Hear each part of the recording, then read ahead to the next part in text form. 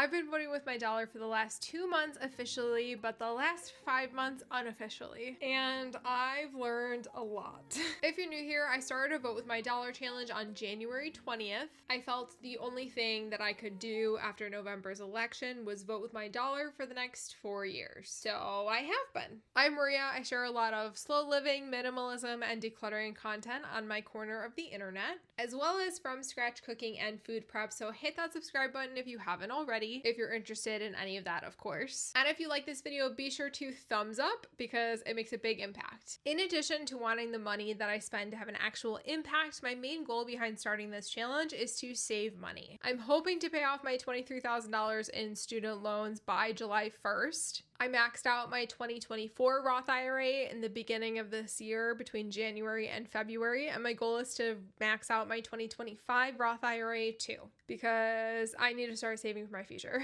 And then once all my loans are paid off and my Roth IRA is maxed out, the rest of my money is going to go to a down payment for our next home / paying off this mortgage as soon as possible. And also super essential, I don't want to carry consumer debt. I've never carried consumer debt, and we pay our credit cards off at the end of every single month. I'm so privileged to be able to say that, but I would like to continue with no consumer debt. This challenge is a combination between under consumption core, project pan, and a low or no buy year. I came up with a set of rules and exceptions that will help me achieve my vote with my dollar challenge and hopefully help me pay off all of my loans and reach my financial goals this year. If you're making your own challenge, choose some of them from here or come up with all new rules yourself. And if you do have ones that aren't on this list, share them in the comments so then we can help other people develop their own challenges. I went super in depth in my last update and answered questions from all of you on my vote with my dollar challenge. I will link that video up here in case you have any specific questions that I'm not going to answer in this video, or feel free to ask them in the comments. I will respond to every single one. I'm also now a quarter of the way through the year, so we're going to evaluate whether I need to make any changes to my vote with my dollar challenge. First, let's go over my expenses from February 20th to March 20th, technically March 19th. For my business expenses, I had my usual subscriptions renew and typical business expenses, and then some not so typical business expenses like my website fees renewed. I needed soil to start seeds. I bought shelf stable buttermilk powder so I could make ranch. And then I also stopped at my local refill store. So I did have quite a few more than usual for some upcoming content, but not too bad overall. For my website in particular, I ended up doing a 3-year renewal plan, and then my honey browser found a discount code off of the plans, which was super helpful. So instead of spending $300 a year for website host fees, I spend $441 on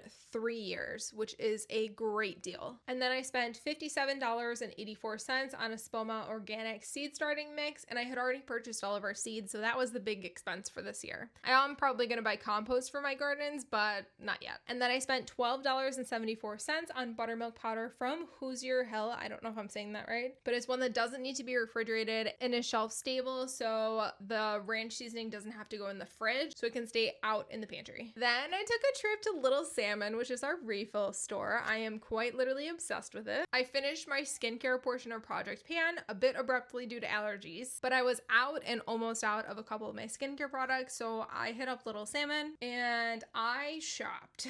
I had started my last bottle of cleanser. I was almost out of my vitamin C oil, almost out of moisturizer, and completely out of toner. I also needed a new dish brush. And so that was my list, and I did leave with more than that. I'm not perfect, but it's a sustainable small business, so I'm okay with spending a bit more. And what's important is that I didn't get any items like shampoo or conditioner that I have an excess of from Project Pan still. I stuck very consistent to my list, which I don't always do. I usually grab a bar of soap or two when I'm in Little Salmon, regardless of how much I have in my closet. And I didn't do that this time, so I'd say that's a win. So skincare first, I refilled my toner bottle with Zara & Co toner. I'm still trying to decide if I like it more than the cocoa kind. And then I've been wanting to try rebrand skincare for a long time, and I just haven't because I've had so much of a backstock. So before I went back to Crave Beauty cleansers and moisturizers, I wanted to try rebrands. So I tried their Dream Face Cleanser, which I actually really like. I do think I need a different bottle to store it in, like a pump top because it is very thin, so it doesn't quite work in a jar. And then I bought the Rebrand Power Serum, which is their vitamin C serum, to give that a try. I haven't tried it yet. I'm waiting until I'm all out of my other vitamin C serum. And then I also grabbed a jar of the Rebrand Moisturizer, which I really love. It is very comparable to Crave Beauty's Oat Moisturizer. It's not super thick, it's nice and light, and it moisturizes very well. My husband was also with me. He picked out a white tea, I believe, shower steamer. And then I also decided to get a large refill container of dish soap. I go back and forth between using the one from the refill store and using just plain old Castile soap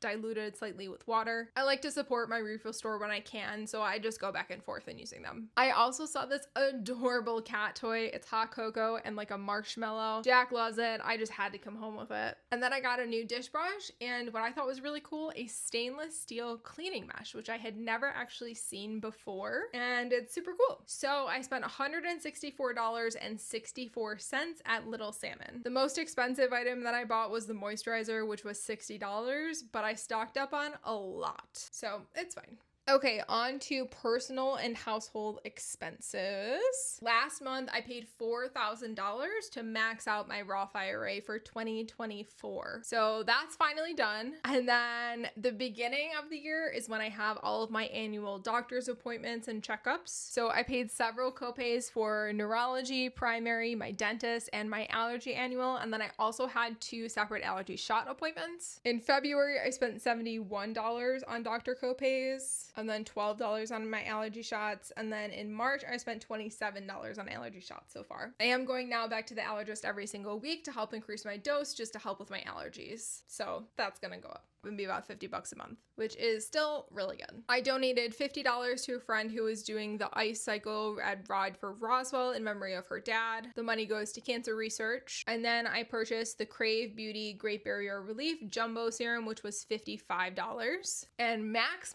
Headley and Bennett apron came back in stock. If you saw last month's video, you know I've been watching this like a hawk. And I ended up being able to buy it about 30 minutes after they had posted that it was out. So I was really watching like a hawk. And then I also added a Headley and Bennett zester to match our kitchen tool set to get free shipping. And this was my first wishlist purchase all year. So I feel pretty good about that, and I really love the apron. It is adorable. Then I bought an Etsy print for my husband and my anniversary to hang in our dining room from a creator that I absolutely love, Fox and Wild Paper Co. It is so cute. I spent $42.10. And then my pre-order for Sunrise on the Reaping shipped, but I had a ton of stamps from last year, so I ended up only getting charged $1.69, which is awesome. And it's gonna be here today.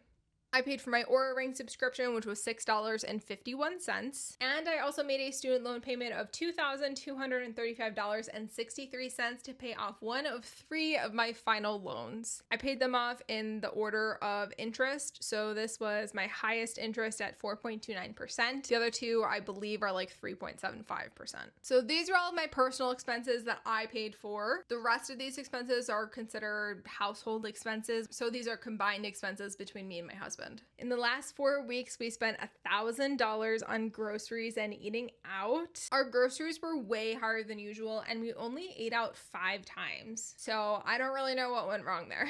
We paid the same usual bills, our mortgage, electric, gas, but we did have a quarterly water bill this month, so that was an extra $100. Can't control that. We had some cat food and dog dentistics to buy. All are considered essential because it's pet food. And then it was time to buy our water filters for our reverse osmosis drinking system from Brondell. 3 filters run about $80 for 6 months, and then like $15 shipping. But I realized that if I ordered 2 sets of water filters, I got free shipping. I hate paying for shipping. So I ordered 2 sets of water filters, so it'll be water filters for the next year. And that total was $173.98. Considered non-essential, but kind of essential because it's for my brother's wedding. We booked our travel expenses. expenses. We bought our flights and reserved our rental car for a trip to Florida this summer for my brother's wedding, which, like anything else, is expensive. I spent $256.83 on the rental car for 5 days and $1,055.70 on flights for 2 people. We decided years ago that we would spend the extra money to be able to guarantee that we sat together on a plane, as well as an early board, and this time we are flying Southwest, so I did end up paying about $160 extra to do the early bird check-in for both flights, for both people. And then we don't like having long layovers, so I spend a little bit extra money for short layovers and quick trips or one-ways if they're available. We've spent hours in airports from delays already. I don't want to spend more in an airport than what we have to.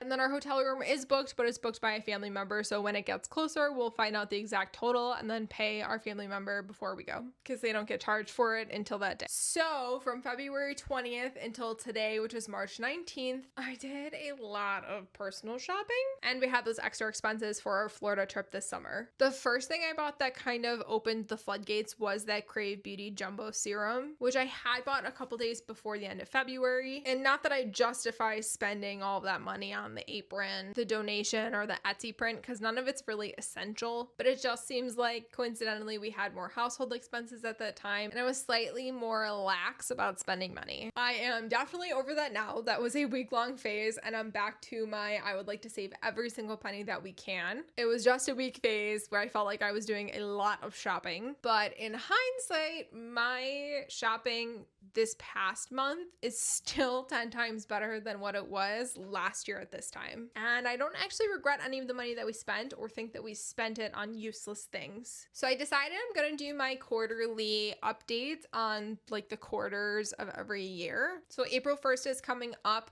so that's gonna be like my quarterly update. Although I didn't start this challenge officially until January 20th, I'm just gonna keep it quarterly. So what works for my challenge and what doesn't? No new tech unless the essential is unfixable. For the most part, I stuck to that except for buying these microphones, but I didn't have them before, so I consider that essential. No makeup, skincare, or toiletries, but my exception is a replacement if I'm totally out, and I've stuck to that pretty well. I am gonna change replacement if I'm totally out to replacement if I'm almost out, just because it's more convenient instead of going to my refill store like every week. It's more convenient for me to fit it in once a month and get what I need or I'm almost out of that day. No new clothes or shoes, no fast fashion. I got a couple thrifted pieces in my February thrifting trip, and that was good. I stayed away from fast fashion and I didn't buy any new shoes. No new craft supplies, I stuck to that really well. No coffee out of the house, I also stuck to that, no changes. If you watched the last video, you saw that I removed Target from my list from Vote With My Dollar. I'm not going to Target right now. I'm thrifting and I'm going to small businesses, and no random trips to Target, and I am going into the grocery store every single week with a list, so I've stuck to that really well. I did change minimizing Amazon purchases to no Amazon purchases and no Prime, which I have succeeded with except for Kindle books. I bought 3 Kindle books to use up a gift card that I had from Amazon, and I did decide to do that because if I don't use the gift card, it's just like money sitting in Amazon's pocket. So I did buy those ebooks. No new decor,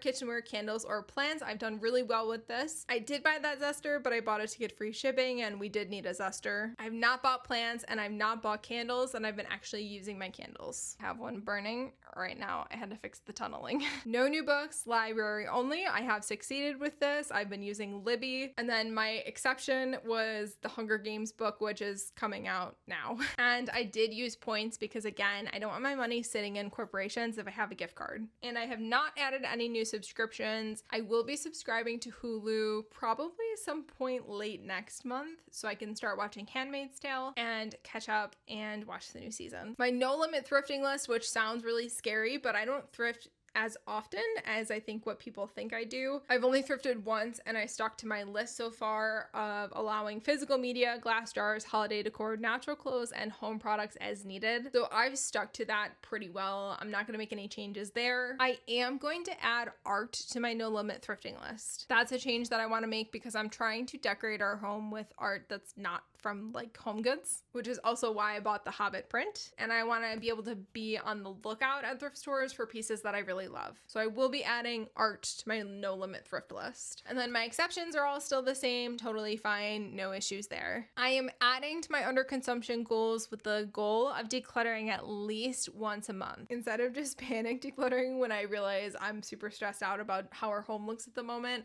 I want to set aside a couple hours every month where I just declutter. I think that will help reduce my panic. So that's it. Those are the changes that I made Q1. I'm pretty happy with my challenge so far. Every dollar you spend is a vote for the kind of world you want to live in. The businesses you support, the industries that you fund, and the choices you make with your money shape the world around us. I had never thought about it that way. I'm an environmentalist and I was buying things on Amazon last year. It was cheap and convenient, and everybody did it. I was adding things to my Target cart because why not? But my money isn't just disappearing when I spend it. It's going somewhere. And I know I said this last time, but it's so easy to feel powerless in a world dominated by big corporations. But businesses do follow the money. So when people start choosing ethical, sustainable, and community-driven options, the businesses will take notice and follow. This month's update ended up being pretty heavy on the finances aspect of it. If you have any questions about this challenge at all, don't hesitate to ask in the comments. You're probably not the only person with that question. And I think I might switch these updates to around the first of the month instead of like split between February 20th and March 20th, because I started my challenge on the 20th. I'll do it for like the whole month. Let me know what you think. I think that's going to be easier to keep it straight in my brain. Hit that subscribe button if you haven't already and want to see more slow living minimalism content, and check out some of my other platforms. I share all about slow living, minimalism, decluttering, cooking, and gardening, and so much more. So I hope to be one of your favorite comfort creators this year. May 2025 bring us all zero debt, maxed out retirement accounts, no overconsumption, and only supporting businesses that we love and stand by ethically. Have a wonderful day and see you next time.